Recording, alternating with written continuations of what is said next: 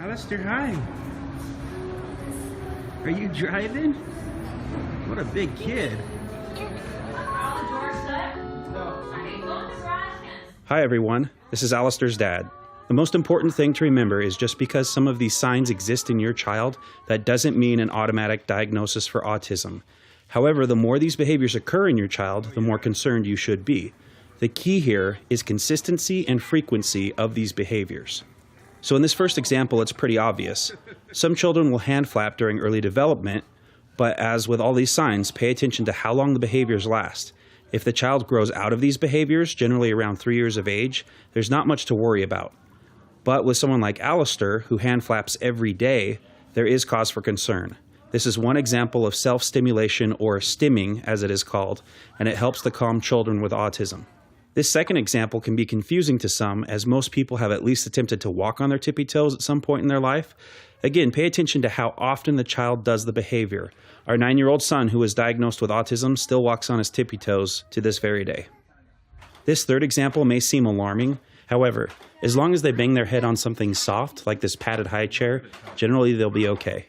As a form of stimming, it can help calm the child due to the rocking motion. Many people with autism like to rock back and forth.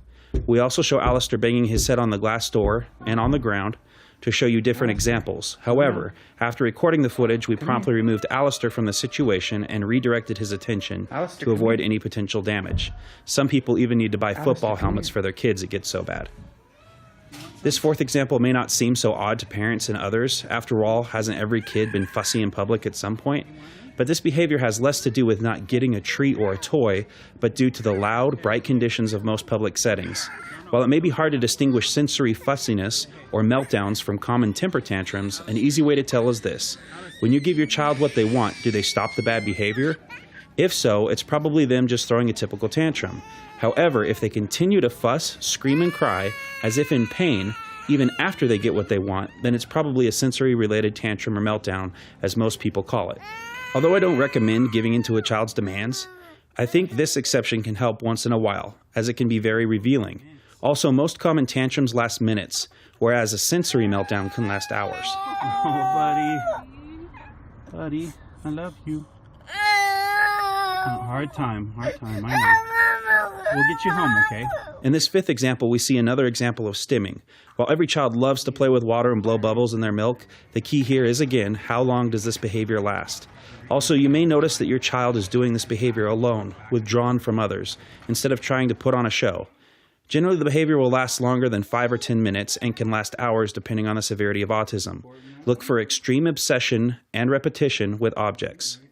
At number 6, we have very aggressive behavior. All kids fight at some point. But is your child doing this immediately after being punished, as if they are enjoying it? It may seem odd, but this can be another form of stimulation, as they get a strong response from others when they are aggressive.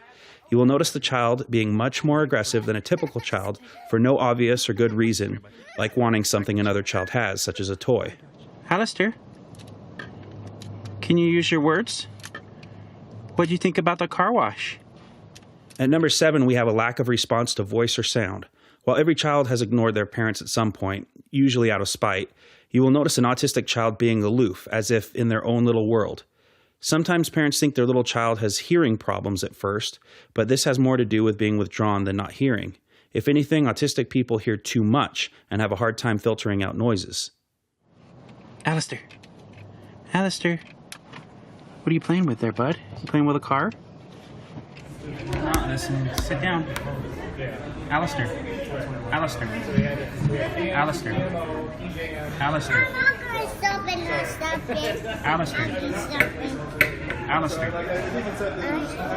Alistair. Alistair, I'm talking to you. Number 8 is probably the most well-known sign, and that's the lack of eye contact. Most people with autism will avoid eye contact whenever they can, and many describe it as painful. While the specific reasons can vary from person to person, this is definitely a strong sign that autism is present and usually persists into adulthood. Number 9 is missing speech milestones. If you don't know the general rule for how many words your baby or toddler should be using, then it's only a quick internet search away. Generally, if your child is only using a few words at age 3, there is cause for concern. If your child is 4 or 5 and is still not using basic sentences, there is a great cause for concern.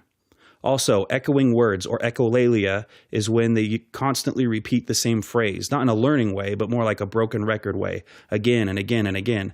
So be aware of that too. It's been saying the same thing for the past 20 minutes, right?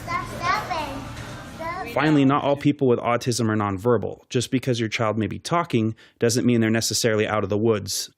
Number 10 has to do with problems in food or textures. Many people with autism are picky eaters, which ties in with the sensory issues.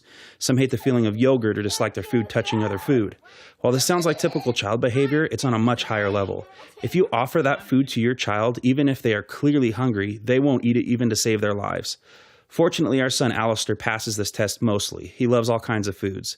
He is much more picky with textures like clothing tags and scratchy shirts. Our older boys who have been diagnosed with autism still love to wear their clothes inside out to avoid clothing tags or odd textures. Alistair loves the feel of flannel and likes to wear hats for the feeling of security it gives him. While we didn't get to cover all the signs and symptoms of autism, we hope this gets you started in the right direction. If you seriously think someone you love has autism, please reach out to a local psychologist, neurologist, social worker, or other professional. The sooner you get your child help, the greater chance they will have adapting to society and its many social customs. On that same token, please continue to help those with autism by educating yourself and others about the conditions they face every day. Thanks for your time and best wishes.